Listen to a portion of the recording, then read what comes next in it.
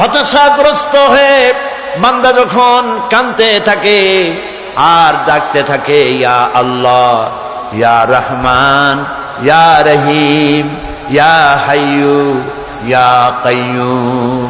একটুখানি তাহাজ্জুদে ওঠেন, গভীর রাত্রে ঘরের সবাই যখন ঘুমানো, আপনি তখন উঠুন, উজু করে একাকী রুমের ভিতরে ঢুকে তাহাজ্জুদের নামাজ আদায় করে চোখ বন্ধ করে যদি ডাকতে থাকেন মধুর সুরে, ইয়া আল্লাহু, ইয়া রহমানু, ইয়া রহিমু, ইয়া হাইয়ু, ইয়া কাইয়ুম পড়েন, ইয়া আল্লাহু, ইয়া রহমানু, ইয়া রহিমু, ইয়া হাইয়ু, ইয়া কাইয়ুম।